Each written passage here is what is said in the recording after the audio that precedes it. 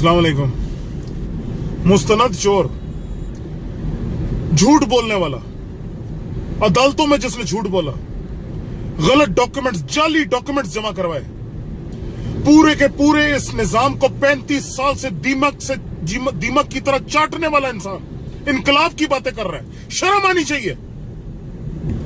बेगैरत, बेशरम, सारे रास्ते 4 दिन जो ड्रामेबाजी की, इदारों के खिलाफ आवाम को उकसाता रहा, इस आवाम की सादगी का नाजायज फायदा उठाता रहा।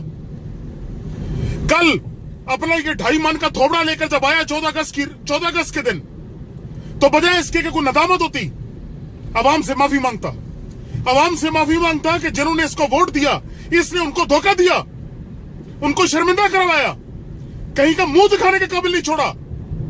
इस मुल्क के तोड़ने की बातें कर रहे हैं।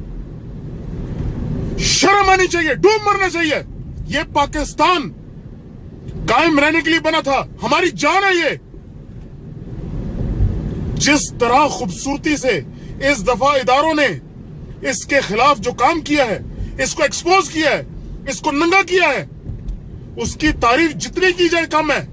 इसको शहीद नहीं होने दिया और इंशाल्लाह इस दफा भी शहीद नहीं होगा। इसको अपना ठिकाना अडियाला जेल नजर आ रहा है। अपने खानदान वाले इससे कुछ बात नहीं करते तो ये हमें इनकलाब की बात करेगा।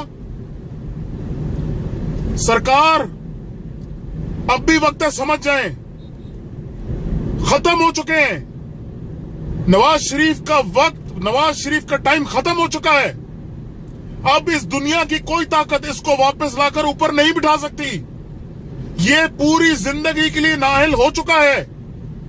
जो इसके करप्शन की केसेस की फर्दर तहकीकात होके इसको जो सजा मिलनी है, वो एहतसाब अदालत में अगले 6 महीने के अंदर वो भी मामला खत्म हो जाना है। जो खानदान के अंदर इसके खिलाफ जो इख्तलाफात हैं, जो पार्टी के अंदर इसके खिलाफ जो इख्तलाफात हैं, वो साफ नजर आ रहे हैं। The writing is on the wall. All you have to do is read it. If you can't read it, it is all your fault. हमारा कसूर नहीं है। वक्त खत्म हो चुका है इसका। किसी को घबराने की कोई जरूरत नहीं है। कुछ भी नहीं कर सकता ये।